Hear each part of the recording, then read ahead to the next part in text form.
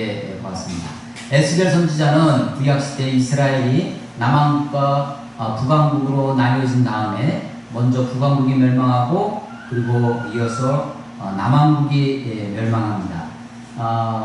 두 나라 다 북왕국은 아수르에 의해서 남왕국은 바벨론에 의해서 멸망을 하는데 아수르에 의해서 포로로 잡혀가고 또 남왕국은 바벨론에 의해서 포로로 잡혀갑니다. 이 남왕국이 포로로 잡혀간 바벨론은 지금의 이라크, 그러니까 티그리스 강과 유프라데스 강이 만나는 곳이죠. 거기 갈대아 우르라고 하는 바벨론 지역에 유프라데스 강 지류에 그발강이라고 있었습니다. 그발강가에서 거기에 포로로 잡혀와서 생활하면서 거기서 하나님의 말씀을, 하나님의 부르심을 그래서 거기에서 하나님의 말씀을 전한 그런 포로 시대 선지자입니다. 이 에스겔서 가운데 에스겔서는 많은 환상이 등장을 하는데요. 그 환상으로 말미암아서 구약 성경의 에스겔서와 다니엘서, 신약 성경의 계시록 이것이 대표적인 묵시문학으로 그렇게 꼽혀집니다. 그래서 많은 그 환상과 비유가 많이 등장하죠. 오늘 등장하는 2장에 나오는 인자, 그가 내게 이르시되 인자야라고 하는데 여기서의 인자는 예수님이 복음서에서 예수님이 자기 자신을 가리킬 때 인자라고 예수님의 자기칭호라고 합니다. 예수님이 자기 자신을 말할 때 스스로 말할 때 인자라고 말씀하셨는데 여기서 이 에스겔서의 인자는 그 메시아를 가리키는 인자가 아니라 선지자 자신 에스겔을 가리키는 분입니다. 에스겔 인자로 부르시면서 그에게 여러 가지 환상 중에 한 부분을 우리에게 보여주고 계십니다.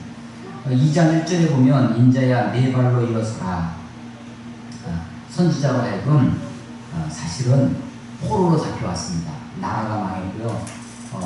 망한 것으로만 왕조가 무너진 것으로만 끝나지 아니하고 그 왕조 밑에 살던 사람들이 이제 타국에 포로로 잡혀와 있습니다. 아마 그들은 좌절하고 그들은 절망하고 그래서 사실은 퍼질러 엎어져 있는 그런 형국일 것입니다. 그런데 선지자로 하여금 일어서라고 네 발로 일어서라고 이야기를 하십니다. 2절에 보면 그가 내게 말씀하실 때 그 영이 내게 임하사 하나님이 말씀하시는데 하나님의 영이 그에게 임하십니다. 그래서 우리가 물론 간단하게 좀 이렇게 아주 도식적으로 설명을 하면 구약은 성부 하나님의 시대, 예수님 시대는 성자 예수님의 시대, 그다음에 오순절 이후에 성령의 시대 이렇게 간단하게 설명을 하긴 합니다. 그러나 사실 보면 창세기 1장에서부터 삼위 하나님이 등장합니다. 하나님의 영이 수면 위에 운행하시는 모습으로 나타나고 있죠. 예수님이 창조 때 그와 함께 창조에 참여하셨다는 것을 성경이 우리에게 말씀하십니다. 여기서도 보면 성령이 하나님의 영이 임하십니다. 구약시대의 성령이 임하는 것과 신약시대의 오순절 이후의 성령의 임하심은 사뭇 다릅니다. 어떻게 다르냐면 구약의 성령의 임하심은 특정한 사람에게 특정한 목적을 위해서 특정한 시기에 성령이 임합니다.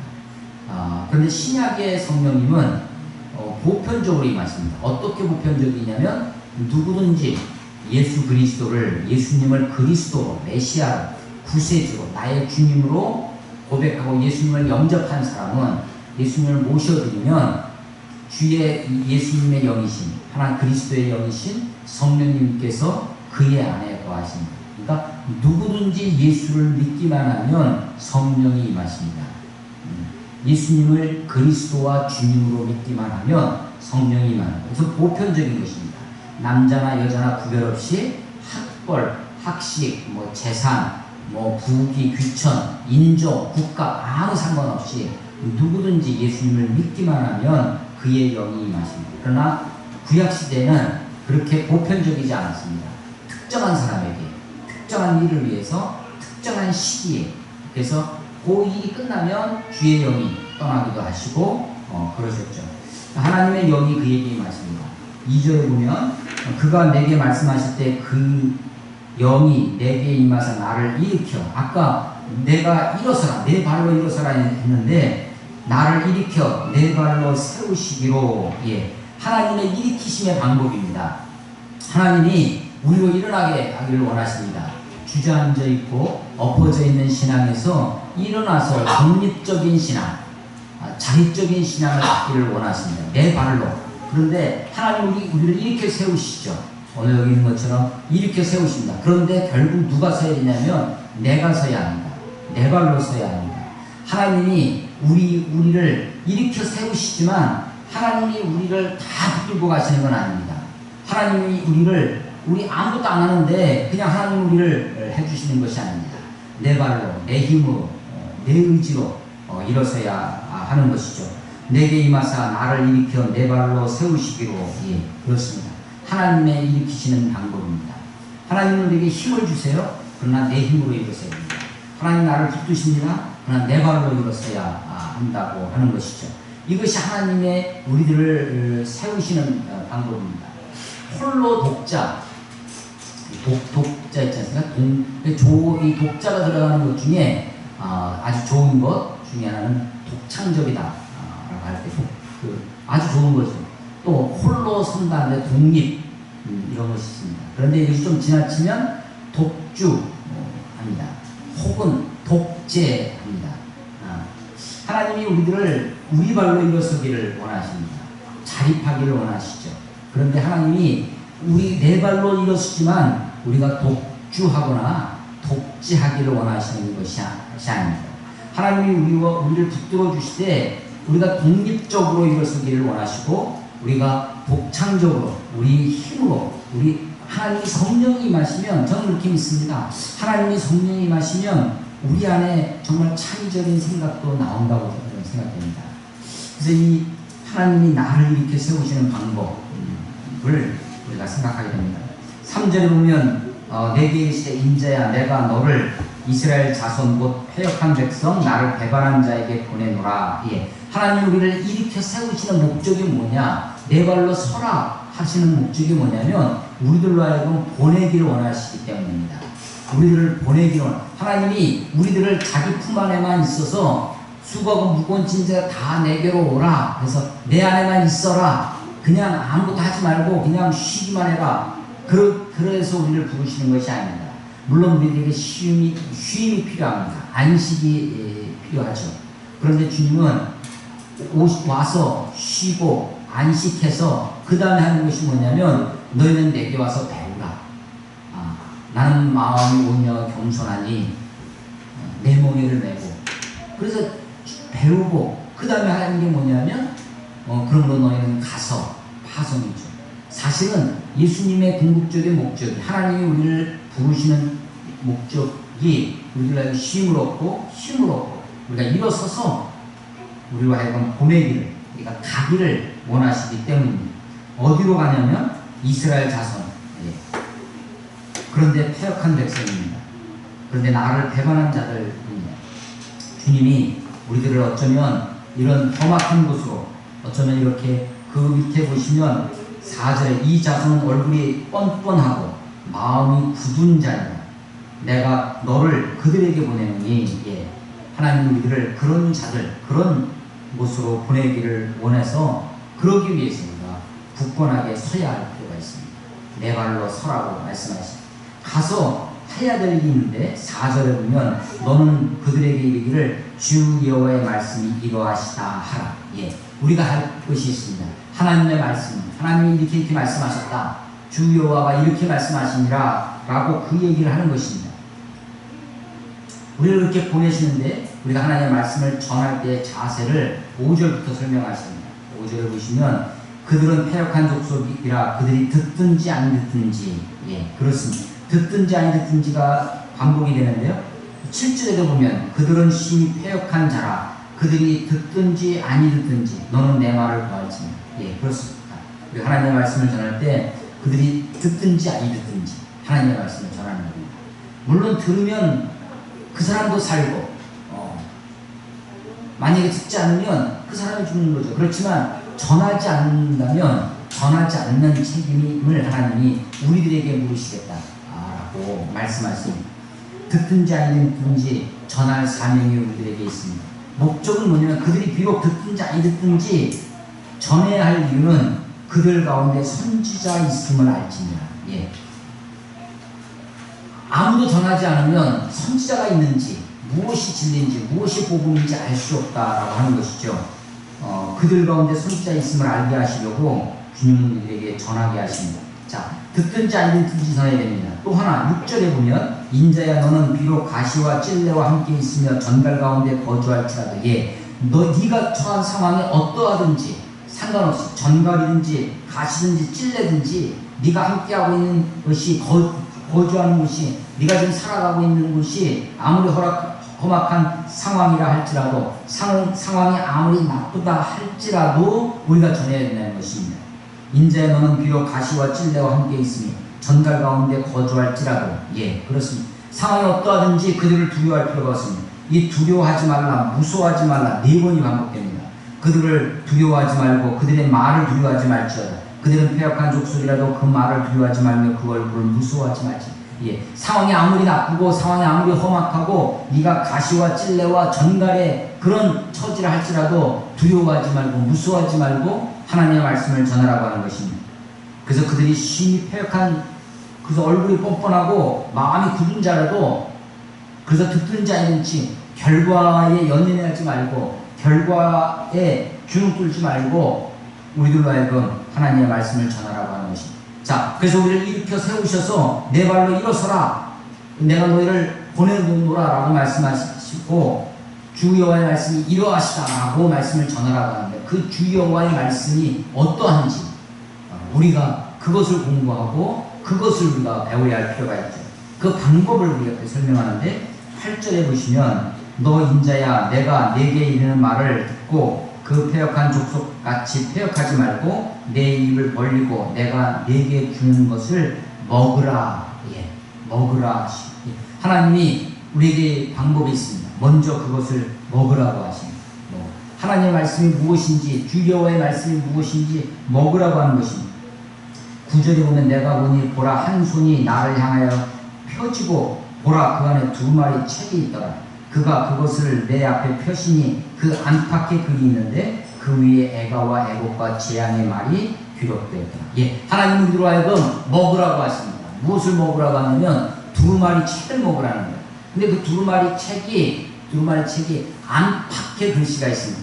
우리는 안팎에 이면까지 앞뒤에 다 글을 쓸 수 있습니다.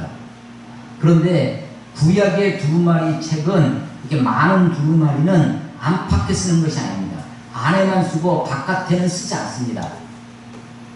그런데 안팎에 기록한다는 것은 빽빽하게 썼다는 것입니다. 그러니까 그 말씀이 가득하다는 거예요. 가득하다는 거예요.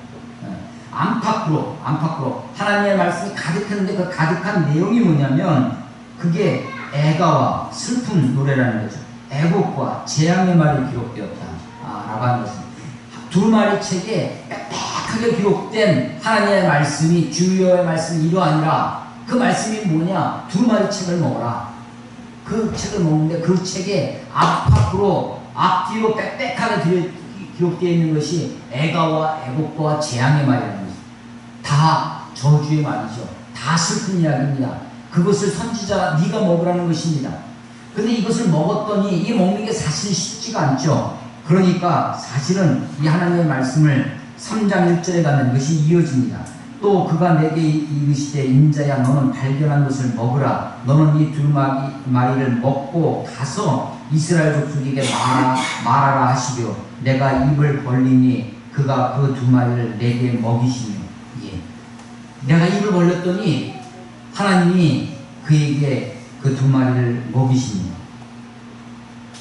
그래서 3절에 보면 그 2마리가 내 배에 넣음에 내 창자를 채우라고 말씀하십니다. 하나님이 인자로 하여금 이 선지자로 하여금 2마리 책 하나님의 말씀을 정말로 문자 그대로 먹으라고 하십니다. 이 하나님의 말씀을 먹으라고 하는 전통은 신약의 예수님께로 이어집니다. 예수님이 시험을 받으실 때 사람이 떡으로만 살 것이 아니요 하나님의 입에서 나오는 모든 말씀으로 살 것이라고 말씀하시면서 하나님의 말씀을 먹는 것으로 비유하십니다. 하나님의 말씀을 먹어야 됩니다. 그것을 내 배를 채우고 내 창자를 채워야 한다는 것입니다. 그것이 비록 애가와 애곡과 재앙의 말씀이라 할지라도, 비록 내가 먹기에 좀 불편하고 내가 하나님의 말씀을 내가 먹기에 어렵고 힘들다 할지라도 우리가 그 말씀을 먹어야 합니다. 그 말씀으로 내 배를 채우고 내 창자를 채워야 한다는 것입니다. 그러면 3절 끝에 보면 내가 먹으니 그것이 내 입에서 달기가 꿀 같다. 예. 위로의 말씀, 격려의 말씀만 담은 것이 아닙니다. 하나님이 나를 위로해 주시고 격려하시고 나에게 소망을 주시고 하는 말씀만 담은 것이 아니라 하나님의 말씀은, 하나님의 말씀 우리가 다 먹고 우리의 창자를 채운다면 하나님의 말씀은 궁극적으로 정말 꿀송이보다, 송이꿀보다 더한 하나님의 말씀을 우리가 알게 될 것입니다. 하나님의 말씀을 먹어야 합니다. 하나님의 선지자가, 하나님이 선지자를 지금 그발강가에서 포로로 잡혀와 있는 그 험악한 곳에 있는, 그래서 나라를 빼앗기고 절망 가운데 있는 그 선지자에게 하나님이 하시는 말씀입니다. 그 이후에 여러 환상들, 여러 말씀들을 하시는데 2장에 1장에 그를 부르시는 장면, 2장에 와서 그를 소명하면서 그를 부르시면서 하나님의 에스겔에게 주시는 말씀입니다. 우리의 상황이, 우리 한국교회와 우리 나라의 상황이 어떠하든지, 우리 상황이 어떠하든지, 비록 가시와 찔레와 전갈이 있다 할지라도, 캠퍼스의 상황이, 우리의 직장 상황이 어떠하든지 두려워하거나 무서워할 필요가 없습니다. 하나님은 우리와 하여금 그들이 듣든지 아니 듣든지 하나님의 말씀을 전하라고 우리에게 말씀하십니다. 하나님이 내 발로 일어서라고 말씀하십니다. 하나님이 우리를 일으켜 세우실 것입니다. 하나님이 우리를 붙들어 주실 것입니다.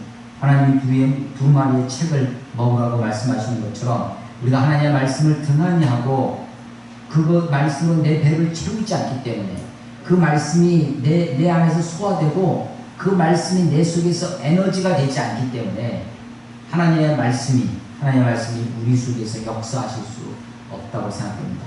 선지자가 앞으로 그 이후에 여러 사역들이 있는데 그 사역들을 하기 전에 선지자로 하여금 하나님의 말씀 2마리 책을 먹게 하십니다. 우리가 이 말씀 앞에 다시 한번 우리 자신을, 우리도 하나님이 우리를 일으켜 세우시고 우리를 보내실 때 우리가 준비해야 될 것이 있습니다. 그것이 바로 하나님의 말씀으로 준비하는 것입니다. 내 상황, 내가 어떤 상황인지 그것에 굴복하지 않냐고, 그 결과에 듣든지 아니 듣든지 하는 그 어떤 결과에 거기에 창년해서 그 결과 때문에 내가 주눅 들거나 결과 때문에 어떠한 더 마음의 격려를 받거나 그렇지 않냐고, 듣든지 아니 결과는 하나님께 맡기고 내게 주어진 일들을 담담히 그리고 꾸준히 성실하게 해나갈 때 하나님이 우리를 도우시고 우리를 인도하시리라 믿습니다. 그들 가운데 선지자가 있음을 알지니라. 예, 그렇습니다.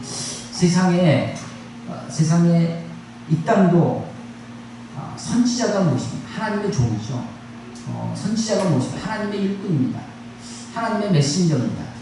하나님의 선지자가, 그들 가운데 선지자가 있음을 알지니라. 예. 우리 세상 사람들이 비록 예수님을 믿지 않아도, 비록 정말 복음을 받아들이지 않는다 할지라도 그들 옆에 복음대로 사는 사람, 그들 가운데 선지자가 있음을 알게 해야 합니다. 저는 대학교 ROTC 훈련을 받으면서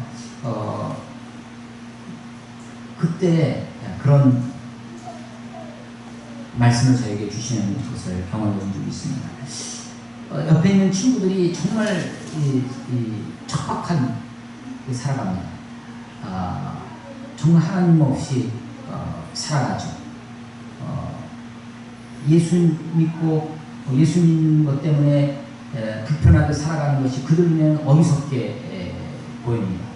근데 그때 하나님이 주시는 말씀 중에 만약에 하나님이 이때 지금 이 땅을 심판하시고 이 땅에 종말을 주신다고 하면 저들이 아마 그렇게 핑계할 것입니다. 아니 보통 세상에 어둡고 세상에 악해서 내가 예수님을 믿을 수 없었나 이야기하는지 모릅니다. 나는 예수 믿을 환경이 안 됐다. 그런데 그 어렵고 힘든 속에 바라 네 속에 네 옆에 누가 있지 않았느냐 라고 하는 거죠. 하나님이 이 땅 가운데 선지자가 있음을 알게 하는 것. 이것은 하나님의 사역에 하나님의 심판에 동참하는 일이라고 생각합니다. 하나님의 다스리심에 우리가 일꾼으로 소용될 수 있습니다. 그들 가운데 선지자 있음을 알지냐. 그렇습니다. 캠퍼스에 선지자가 있습니다. 캠퍼스에 하나님의 일꾼이 있음을 우리 가정 가운데, 우리 나라 가운데, 우리 세상 가운데, 우리 직장 가운데, 그들 가운데 선지자가 있음을 알지니라. 듣든지 아니 듣든지 우리들의 상황, 비록 가시와 찔레처럼 전갈처럼 우리들을 공격하고 우리를 괴롭히고 우리를 어렵게 하는 상황이라 할지라도 두려워하지 말고 하나님의 말씀을 전하는 자로 우리가 살아야 할 줄로 믿습니다. 하나님의 말씀을 전하기 위해서 하나님의 말씀을 먹는 일, 두루마리채를 안팎으로 쓰여져 있는 비록 애가와 애곡과 재앙의 말이라 할지라도 그 말씀을 먹어야 합니다. 내 배를 채워야 됩니다. 우리의 창자를 채워야 하는 것이죠. 하나님의 말씀을 묵상하고 기록하고 또 암송하고 하나님의 말씀을 붙들고 살아가야 하나님의 말씀이 나를 붙들기 시작하는 것입니다. 내가 말씀을 붙들어야 하나님의 말씀이 나를 붙들어 주십니다. 내 생각이 흐트러지지 않냐고, 내 생각이 허무해지지 않냐고, 허망해지지 않냐고, 내 마음이 그냥 그저 그렇게 살아가는 그런 마음이 아니라 정말 하나님께 내 마음 확정되었사오니라고 하려면 내가 말씀을 붙드는 것입니다. 내가 말씀을 견고히 붙들 때 하나님이 나를 붙드시게 되는 것입니다. 너는 발견한 것을 먹으라 라고 하십니다. 3장 6절에 너 인자에 너는 발견한 것을 먹으라. 예. 근데 여러분들이 내가 발견하지 못한 것 그것 가지고 여러분 혹시 어디 다른 데 뭐가 있지 않나 그렇게 할 필요 없습니다. 지금 발견하는 것, 오늘 들은 말씀, 오늘 발견하는 것, 오늘 깨달은 것, 오늘 읽은 말씀, 내가 발견한 것, 그것을 먹는 것입니다. 그것이 어떠하든지 내 마음에 내 생각에 맞든지 틀리든지 상관없습니다. 그것에 내가 이해되어지는 것을 먹는 것이 아니라 내가 발견하는 것을 먹는 것입니다. 내가 동의되어지는 것을 먹는 것이 아니라 내가 발견한 것, 오늘 발견한 하나님의 말씀, 그것을 먹는 것입니다. 입을 벌리십시오. 하나님이 우리를 먹게 하실 것입니다. 내 배를 채우시고 내 배에 넣고 내 창자를 채우시는, 그래서 에스겔이 그것이 내 입에 달기가 꿀 같더라 라는 고백이, 그런 탄성이, 그런 경험이 말씀 가운데 있어지기를 주의 이름으로 축원합니다. 이런 은혜가 여러분 삶 속에, 이런 부르심이 이렇게 세워주시는 하나님의 은혜가 여러분 가운데 넘쳐나길 주의 이름으로 축원합니다. 기도하겠습니다.